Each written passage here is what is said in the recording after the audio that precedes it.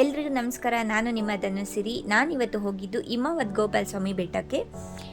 ಅಲ್ಲಿ ನೀವು ನೋಡ್ಬೋದು ತುಂಬ ಚೆನ್ನಾಗಿ ಕ್ಯೂ ಅಲ್ಲಿ ನಿಂತಿದ್ದಾರೆ. ನಾನು ಹೋಗುವಾಗಲೇ ತುಂಬ ಲೇಟ್ ಆಗಿತ್ತು. ನೀವುಗಳು ಹೋಗುವಾಗ ಮಾರ್ನಿಂಗ್ ಬೇಗ ಹೋಗಿ, 8 ಗಂಟೆಗೆ ಓಪನ್ನು.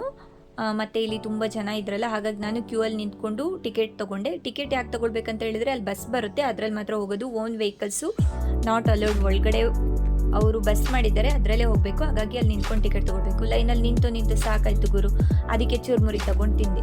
ಎಷ್ಟು 1 ಅವರ್ ಲೈನಲ್ಲೇ ನಿಂತ್ಕೊಂಡಿದ್ದಾಯಿತು. ಆಮೇಲೆ ಲಾಸ್ಟ್ ಫೈನಲಿ ಬಸ್ಸಿಗೆ ಹತ್ಕೊಂಡು ರೀಚ್ ಆದೆ ಹಿಮವದ್ ಗೋಪಾಲ ಸ್ವಾಮಿ ಬೆಟ್ಟ. ತುಂಬ ಚೆನ್ನಾಗಿದೆ. ಹಿಮ ಬೀಳುತ್ತೆ ಅಂತಿರಲ್ಲ, ಅದು ಏನಿದ್ರು ಮಾರ್ನಿಂಗ್ ಆದರೆ ಅಷ್ಟೇ, 10 ಗಂಟೆ ತನಕ ಅಷ್ಟೇ. ನಾನು ಹೋಗುವಾಗ 11 ಗಂಟೆ ಮೇಲಾಗಿತ್ತು, ಹಾಗಾಗಿ ಆಗಲಿಲ್ಲ. ಇಲ್ಲೆಲ್ಲ ನೋಡ್ಬೋದು ನೀವು, ತುಂಬ ಚೆನ್ನಾಗಿತ್ತು. ಒಳಗಡೆ ಹೋಗಿದ ತಕ್ಷಣ ಅರ್ಚನೆ ಎಲ್ಲ ಮಾಡಿಸ್ತಾರೆ.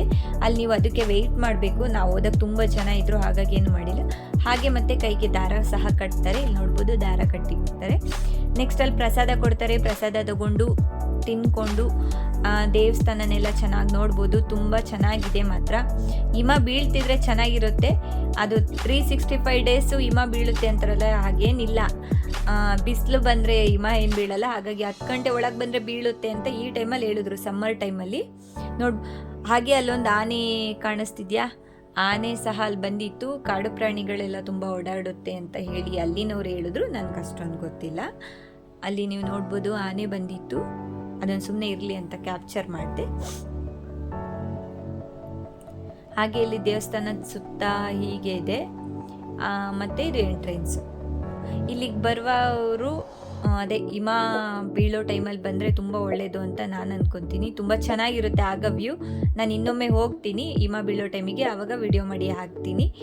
ಇಲ್ಲಿಗೆ ಬರೋಕ್ಕೆ ಅದೇ ಬಸ್ ವ್ಯವಸ್ಥೆ ಬಂದುಬಿಟ್ಟು ಗುಂಡ್ಲುಪೇಟೆಗೆ ಬಂದುಬಿಟ್ಟು, ಗುಂಡ್ಲುಪೇಟೆಯಿಂದ ಹಿಮವದ್ ಗೋಪಾಲ ಸ್ವಾಮಿ ಬೆಟ್ಟಕ್ಕೆ ಹೋಗ್ತೀವಲ್ಲ ಅಂತ ಹೇಳಿದ್ರೆ ಅಲ್ಲಿ ಕರ್ಕೊಬಂದು ಎಂಟ್ರೆನ್ಸಲ್ಲಿ ಬಿಡ್ತಾರೆ. ಅಲ್ಲಿ ಇಳಿದ್ಬಿಟ್ಟು ಟಿಕೆಟ್ ತೊಗೊಳ್ಬೇಕು ನೀವು. ಆಧಾರ್ ಕಾರ್ಡು ಅಮೌಂಟ್ ಕೊಡೋರು ಅಮೌಂಟ್ ಕೊಟ್ಟು ತೊಗೊಳ್ಬೋದು. ಅಲ್ಲಿ ಟಿಕೆಟ್ ತೊಗೊಂಡ್ಮೇಲೆ ಒಳಗಡೆ ಬಿಡ್ತಾರೆ. ಒಂದು ಬಸ್ಸಿಗೆ ಎಷ್ಟು ಫಿಲ್ ಆಗೋಷ್ಟು ಜನ ಇರ್ತಾರೋ ಅಷ್ಟು ಜನನೂ ಒಳಗೆ ಬಿಡ್ತಾರೆ. ಅಲ್ಲಿಗೆ ಬರ್ಬೋದು ನೀವು. ಆ ಬಸ್ ಹತ್ಕೊಂಡು ಬಂದಮೇಲೆ ಮತ್ತೆ ಇಲ್ಲೆಲ್ಲ ನೋಡ್ಕೊಂಡ್ಮೇಲೆ ವಾಪಸ್ ಅದೇ ಬಸ್ಸಿಗೆ ಹೋಗ್ಬೇಕು. ಆ ಟಿಕೆಟ್ನ ಕಳಿಬಾರ್ದು ವಾಪಸ್ ಹೋಗೋ ತನಕನೂ. ಆಮೇಲೆ ಮತ್ತೆ ನೀವು ಅದೇ ಬಸ್ ಹತ್ಕೊಂಡು ಗುಂಡ್ಲುಪೇಟೆಗೆ ಬಂದು ನೀವು ನಿಮ್ಮ ಸ್ಥಳಕ್ಕೆ ತಲುಪ್ಬೋದು. ತುಂಬ ಚೆನ್ನಾಗಿದೆ ಮಾತ್ರ ದೇವಸ್ಥಾನ. ನನಗಂತೂ ತುಂಬ ಖುಷಿ ಆಯಿತು.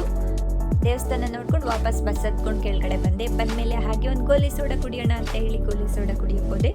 ಹಾಗೆ ಅಲ್ಲಿ ಎದುರುಗಡೆ ಒಂದು ಶಾಪ್ ಇದೆ, ತುಂಬ ಕಾಸ್ಟ್ಲಿ ಇದೆ.